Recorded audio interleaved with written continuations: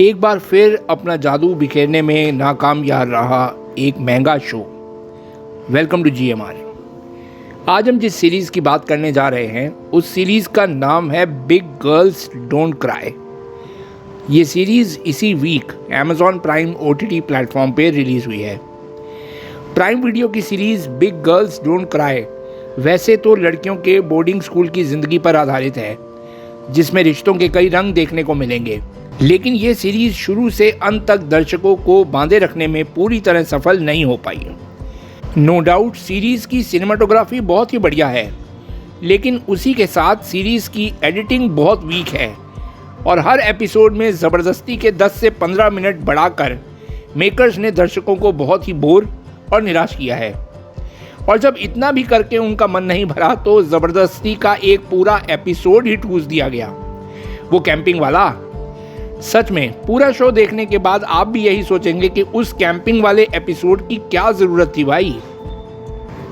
Series big Girls Don't cry की कहानी वंदना valley girls college में पढ़ने वाली लड़कियों की बोर्डिंग जिंदगी पर आधारित है। इस सीरीज की कहानी मुख्य रूप से कॉलेज में पढ़ने वाली 7 लड़कियों और कॉलेज की प्रिंसिपल यानी पूजा भट्ट के इर्द गिर्द घूमती है। इस सीरीज में दिखाया गया है कि किस तरह से लड़कियां अपनी सोच को लेकर आगे बढ़ती हैं, जिसमें सबसे पहले प्यार, आकर्षण, टूटना बिखरना, एक दूसरे के प्रति स्पर्धा, द्वेष की भावना, साथ साथ माता पिता के प्रति लगाव, भाईचारा जैसे तमाम मुद्दों के साथ साथ सीरीज की कहानी आगे बढ़ती जाती है। आगे जाके कहानी एक ऐसे मोड़ पे पहुंच जाती है जहां दर्शकों को ये बात समझ में नहीं आती कि आखिर में नित्या मेहरा, जो इस सीरीज की मेकर हैं, वो इस सीरीज के माध्यम से कहना क्या चाहती हैं। कॉलेज में बच्चे उम्र में जिस पड़ाव पर पहुंचते हैं उनकी ज़िंदगी का वो बड़ा ही अहम पड़ाव होता है। बनने और बिगड़ने की यही उम्र होती है और इस उम्र में बच्चों को सही मार्गदर्शन अगर ना मिले तो उनके बिगड़ने के मौके सबसे ज़्यादा होते हैं, चाहे वो सही मार्गदर्शन उनके माता पिता या फिर शिक्षक से मिले या फिर किसी और से। फिल्म बार बार देखो और web series made in heaven का निर्देशन कर चुकी नित्या मेहरा ने इस शो का निर्देशन सुधांशु सौरिया, करण कपाड़िया और कोपल नैथानी के साथ मिलकर किया है।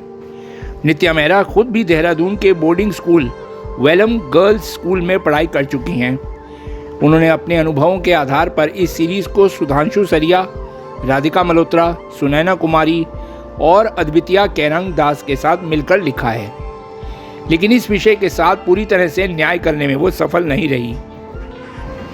इस विषय पे बहुत ही खूबसूरत सीरीज़ बनाई जा सकती थी, लेकिन जैसा कि सीरीज़ के शुरुआत में लड़कियों का स्पोर्ट के प्रति रुझान और नेतृत्व करने की भावना को दिखाया गया था, लेकिन जैसे जैसे सीरीज़ की कहानी आगे बढ़ती है अपने मेन कॉन्सेप्ट से भटक जाती है और कहानी बोझिल सी लगने लगती है। सीरीज़ की कहानी इस सोच के साथ आगे बढ़ती है कि खरगोश अपनी परछाई के साथ साथ आगे बढ़ता है और कुएं में गिर जाता है, जहां से उसे खुद भी बाहर निकलना नहीं आता। सीरीज़ में दिखाए गए लड़कियों की कहानी भी ऐसी ही है, जिसकी जैसी सोच उसी के हिसाब से वो आगे बढ़ती है, लेकिन जब मुश्किल में फंसती है तो खुद को अकेला ही पाती है। इस सीरीज़ में इस बात पर जोर दिया गया है कि खुद को पहचानो और उस हिसाब से अपने कैरियर को प्लान करो। लेकिन इन सब के अलावा इस सीरीज़ में ज़बरदस्ती की सेक्स एजुकेशन, LGBTQ का ज़बरदस्ती का एंगल डालने की क्या ज़रूरत थी, वो समझ में नहीं आया।